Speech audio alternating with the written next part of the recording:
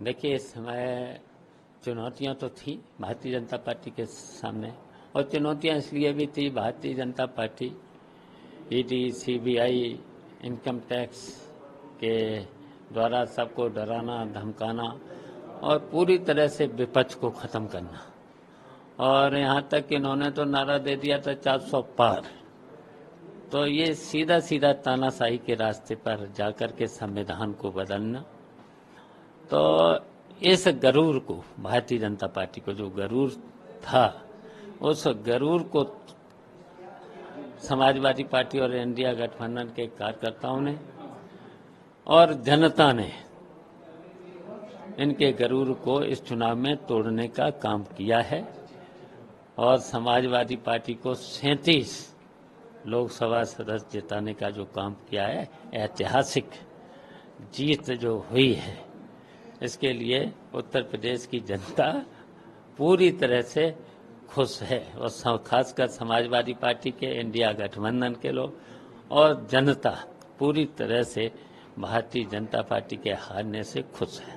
इस चुनाव में 2 सीटें बहुत सारी सीटों पे चर्चा थी, लेकिन बदायूं में बाद में बहुत चर्चा रही और संभल में, क्योंकि दोनों जगह पे समाजवादी पार्टी ने जो आरोप लगाए और उसके बावजूद दोनों सीटें जीत गई, क्योंकि कहा गया वहां दस्ते फेंके गए, बूथ के जो कार्यकर्ता थे उनको उठा लिया गया, रात में कई लोगों को नजरबंद किया। इन सब के बावजूद भी एक बड़ी जीत हासिल करी है। ये कितना बड़ा आपके लिए टास्क था, क्योंकि वरिष्ठ नेता है, आपके ऊपर सभी जिम्मेदारियां थी, उसके बाद इसको कितना बड़ा? ये सही है कि बदायूं में, संभल में और हमारे क्षेत्र जसवंत नगर, मैनपुरी लोकसभा में इन्होंने प्रशासनिक अधिकारियों को, पुलिस के अधिकारियों को लगा करके जो तांडव किया था, बस्ते फेंक देना, पर्चियों को फाड़ देना और इस तरीके से भगाना, जहां पर भी 300 मीटर की दूरी पर भी अगर बस्ते लगे हुए थे तो वहां पर भी तांडव मचा करके, लाठीचार्ज करके भगा देना।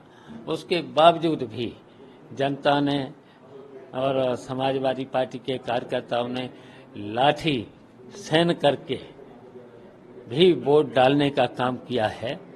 तो ये फिर मुकाबला किया है और मुकाबला करके समाजवादी पार्टी और इंडिया गठबंधन को जिताने का काम किया।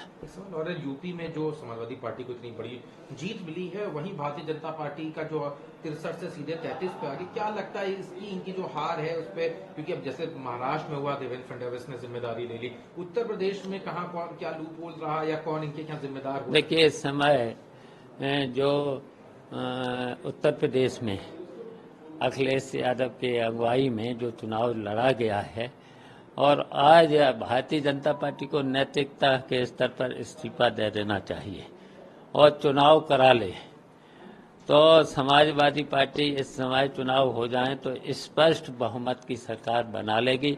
और इस समय जो देखिए, समाजवादी पार्टी को सभी वर्ग के लोगों ने, यहाँ तक कि अल्पसंख्यक और मुसलमान भाइयों से लेकर के सबने जो सभी वर्ग के लोगों ने वोट देने का काम किया है, उसके लिए हम उत्तर प्रदेश की जनता को और समाजवादी पार्टी के लोगों को धन्यवाद देना चाहते हैं। एनडीए की आज फिर से बैठक बुलाई गई है, हालांकि अभी इनके जो नेता थे सब मिले, क्योंकि एब्सोल्यूट मेजोरिटी किसी भी पार्टी को नहीं मिली, भारतीय जनता पार्टी की एब्सोल्यूट मेजोरिटी नहीं मिली एनडीए के साथ। क्या लग रहा है कि गवर्नमेट फॉर्म कर पाएंगे या किस तरह की? चलिए, वो तो देखते जाइए, वो तो फिर समय आने पर सब फैसले हो जाए। नमस्कार, मैं हूं मानक गुप्ता। अगर आपको हमारा ये वीडियो पसंद आया हो तो इसे लाइक और शेयर जरूर करें, और हां, हमें सब्सक्राइब और फॉलो करना ना भूलें, ताकि आप देश और दुनिया की कोई खबर मिस ना करें। तो जुड़े रहिए हमारे साथ और देखते रहिए न्यूज़ 24।